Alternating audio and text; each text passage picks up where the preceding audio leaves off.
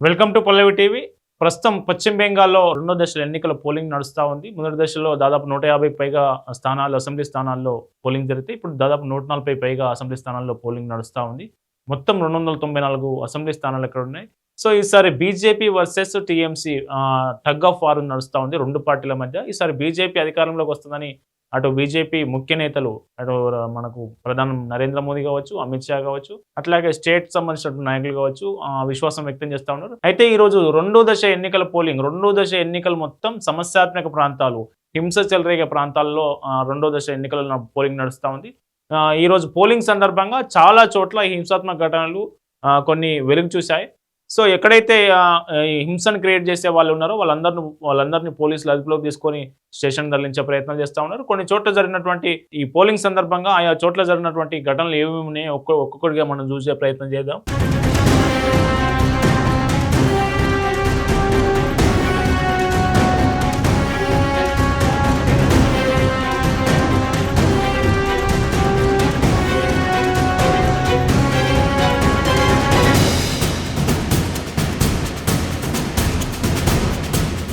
So ఇక్కడ ఒక shocking incident వెలుగులోకి వచ్చింది, మనం చూడొచ్చు.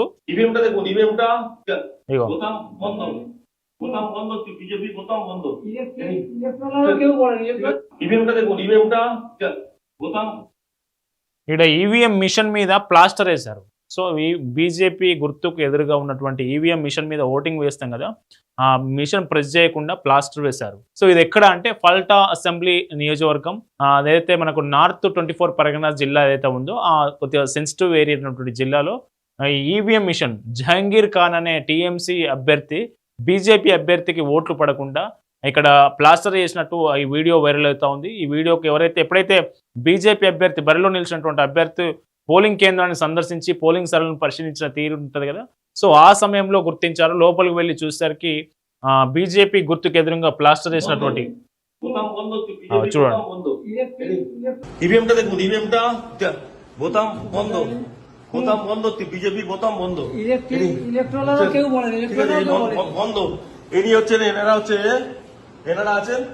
পুরো বন্ধ ইভিএম ভাই সাহেব দেখ लीजिए ईवीएम ब्लॉक किया है बीजेपी का बोतम पूरा बंद है, ऐसे वोट चल रहा है ऐसे. సో ఇది పరిస్థితి. ఇదైతే ఫల్టా అసెంబ్లీ నియోజకవర్గంలో ఇట్లా జరుగుతూ ఉంటే కొన్ని చోట్ల fake finger strips, silicon finger strips మనం ఫోటోలో చూడొచ్చు. ఆర్టిఫిషియల్ ఫింగర్స్, ఇవైతే ఫింగర్స్ ఉంటాయి కదా, సిలికాన్ ఫింగర్ ప్రొస్థెసిస్. సో వీటిని వేలుగు పెట్టుకొని నకిలీ ఓట్లు వేస్తున్నారని బీజేపీ నాయకుడు, బీజేపీ ప్రధాన లీడర్ అయినటువంటి సువేందు అధికారి ఆరోపించడం జరిగింది. ఆయన ఏం మాట్లాడు, ఫేక్ ఫింగర్ స్ట్రిప్స్ తో ఓట్లు ఎట్లా వేస్తున్నారో ఆయన మీడియాతో మాట్లాడారు. ఆ వీడియో చూద్దాం. কোনো চুরি করতে দেব না। 3810 বিএলও স্লিপ ফিরে এসেছে, তাদেরকেও চিহ্নিত করে দিয়েছি আমরা বুথে বুথে। মমতা ব্যানার্জি হারাটা শুধু সময়ের অপেক্ষা।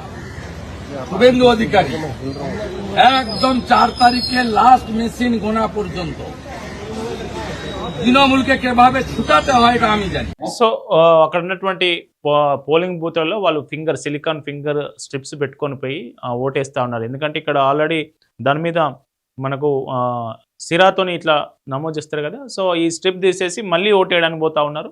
సో నకిలీ ఓట్లు, ఫేక్ ఓట్లు నమోదు జరుగుతూ ఉంది, పోలింగ్ చేస్తూ ఉన్నారు అనేది బీజేపీ లీడర్ సువేందు అధికారి మీడియాతో ఆరోపించినటువంటి పరిస్థితి. సో మరికొన్ని జిల్లాల్లో సమస్యాత్మక ప్రాంతాల్లో ఎవరైతే హింసను క్రియేట్ చేయడానికి ట్రై చేస్తారో వాళ్ళని పోలీసులు వాళ్ళ మీద లాఠీ చార్జ్ చేసి తరలించే ప్రయత్నం చేస్తూ ఉన్నారు.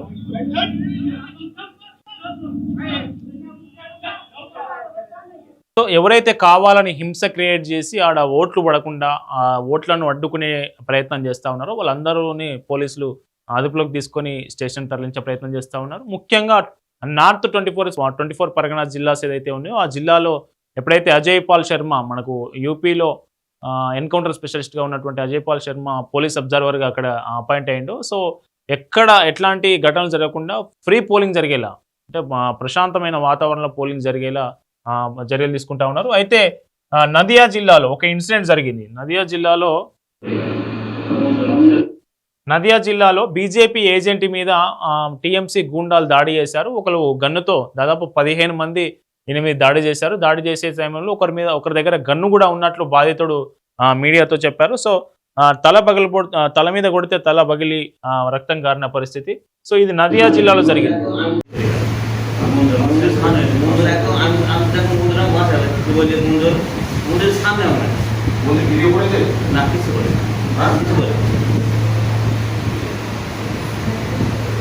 ওর বাবাই জমি, ওর বাবা তো ওর বাবাই জমি, ওর বাবাই জমাই, হ্যাঁ ওর বাবাই জমি, ওর বাবা ওর কাকা এই তো ওর বাবা।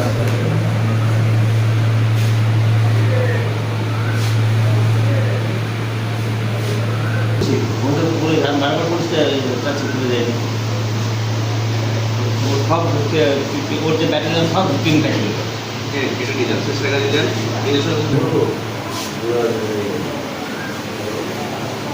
సో ఇది మొత్తానికి పోలింగ్ అయితే ప్రశాంతంగా జరుగుతున్న పరిస్థితి. కొన్ని చెదురుమదురు ఘటనలతో అజయ్ పాల్ శర్మ యూపీ పోలీస్ సింగం 24 పరగనాస్ జిల్లాలో లా అండ్ ఆర్డర్ చూస్తూ ఉన్నారు. పోలింగ్ ప్రశాంతంగా జరిగేలా చర్యలు తీసుకుంటున్న పరిస్థితి.